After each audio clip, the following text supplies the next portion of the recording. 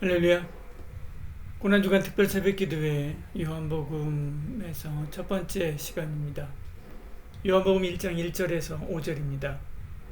태초에 말씀이 계시니라. 이 말씀이 하나님과 함께 계셨으니 이 말씀은 곧 하나님이시라. 그가 태초에 하나님과 함께 계셨고 만물이 그로 말미암아 지은 바 되었으니 지은 것이 하나도 그가 없이는 된 것이 없느니라. 그 안에 생명이 있었으니 이 생명은 사람들의 빛이라. 빛이 어두움에 빛이 돼 어두움이 깨닫지 못하더라. 아멘.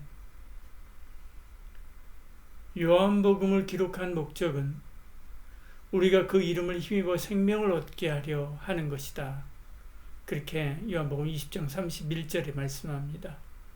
오직 이것을 기록하면 너희로 예수께서 하나님의 아들 그리스도이심을 믿게 하려 하며 또 너희로 믿고 그 이름을 힘입어 생명을 얻게 하려는 것이다.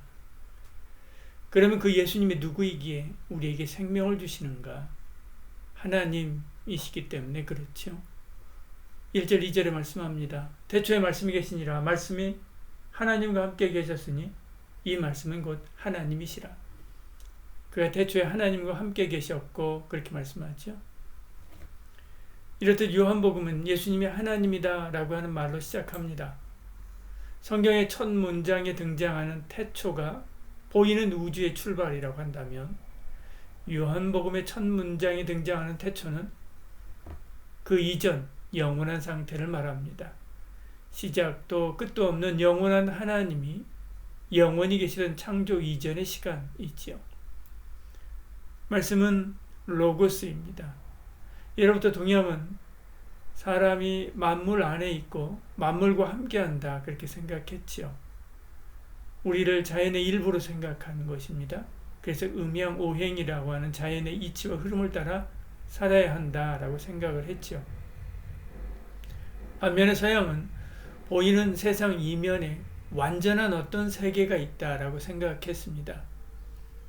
우월한 그 세계가 보이는 불완전한 이 세상을 지배한다라고 생각했지요. 그래서 추상적인 개념이 빨리 발전합니다.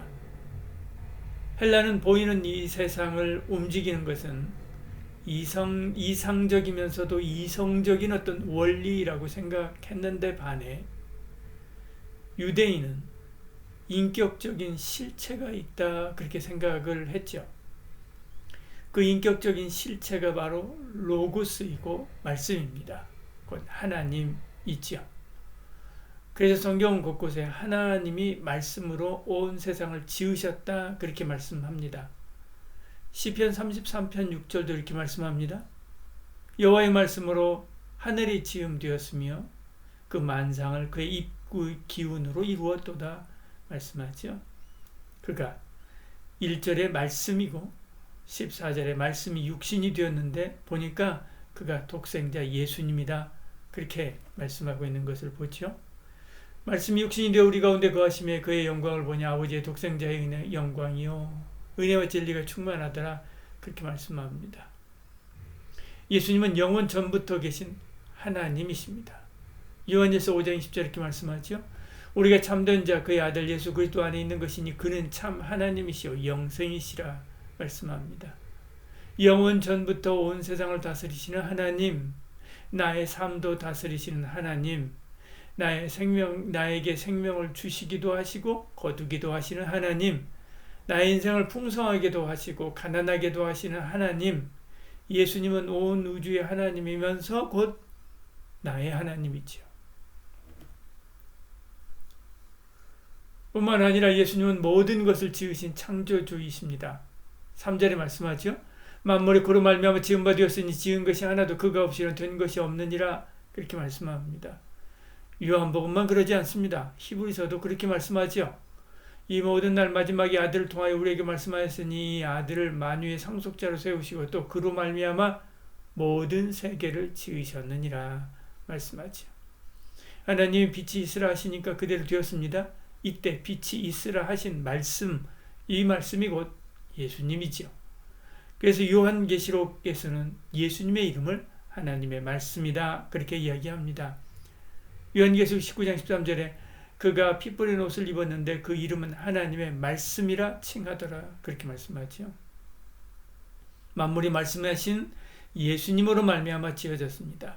빛도 공간도 시간도 만유인력의 법칙도 보일의 법칙도 다 주님이 지으셨죠.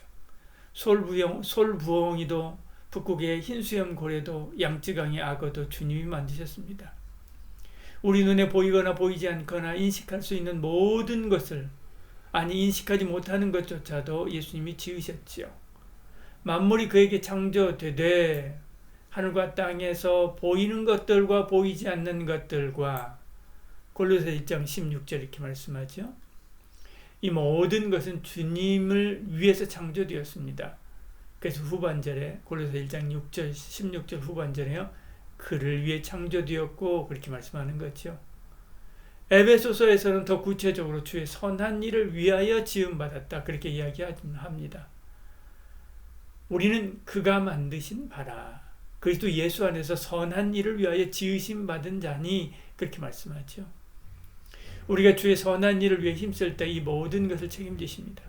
그러면 어떻게 살았는가를 가는 주님께 다 맡기고요. 무엇을 위해 살아야 되는 것인가에 집중해야 됩니다. 어떻게 살 것인가가 아니라 무엇을 위해 살아야 되는가이죠. 나를 지으신 주님이 맡기신 선한 일이 무엇인가 찾아 행하기를 힘써야 됩니다. 예수님은 내 생명의 주인입니다. 1장 4절 5절 이렇게 말씀하죠. 그 안에 생명이 있었으니 이 생명은 사람들의 빛이라. 이 빛이 어둠의 빛이 되어 어둠이 깨닫지 못하더라 이렇게 말씀합니다. 예수님의 생명의 근원이시오 주인입니다. 여기서 말하는 생명은 육신의 생명을 말하는 비오스도 아니고 정신적인 생명을 말하는 푸시케도 아니고 영원한 생명, 참된 생명을 나타내는 조에입니다. 그러므로 우리는 참된 생명이신 예수님을 떠나서는 한시도 살 수가 없지요. 요한일서 5장 12절에 말씀합니다. 아들이 있는 자에게는 생명이 있고 아들이 없는 자에게는 생명이 없느니라 그렇게 말씀합니다. 예수 생명을 떠난 사람은 캄캄합니다. 생명이 곧 빛이기 때문에 그렇죠. 어둠은 색을 잡아먹습니다. 빨강 파랑 구분 못합니다. 무채색의 무의미한 삶을 살지요. 어둠은 방향을 잃게 합니다. 동서남북을 구분하기 힘듭니다. 방향을 알지 못하고 향방 없는 목적 없는 삶을 살지요. 어둠은 잠들게 합니다. 영적인 감각을 잃고 육체의 본능을 쫓아 살게 합니다. 그래서 빛이 어둠의 빛이 되어 깨닫지 못하는 거죠. 오히려 빛 대신 주님을 핍박하고 죽이고 십자가에 매달았습니다. 이것이 어둠의 인생이지요. 세상을 바라보면 캄캄한 어둠이 지배해서 빛이 자리할 수 없을 것 같이 절망스럽습니다. 그러나 그렇지 않습니다. 어둠이 아무리 강해도 결코 빛을 이기지 못하죠. 빛이 오면 어둠은 저절로 물러갑니다. 저와 여러분의 삶에도 어둠이 있을 것입니다. 어둠과 씨름할 것입니다. 그러나 빛을 초청하십시오. 그럴 거 없습니다. 어둠과 씨름할 거 없습니다. 빛을 초청하십시오. 빛 대신 주님이 내 인생의 골목을 비출 때, 내 마음의 방에 켜질 때 어둠은 흔적 없이 사라지고 빛나는 아침이 찾아오게 될 것입니다. 기도하겠습니다. 주님, 어두운 세상을 밝히는 빛, 어두운 마음을 밝히는 빛, 그 빛을 만난 사람마다 빛나는 삶을 산다고 했습니다. 주님, 내게도 찾아와 모든 어두움 몰아내고 별처럼 빛나는 삶으로 채워 주시옵소서. 예수님 이름으로 기도드리옵나이다. 아멘.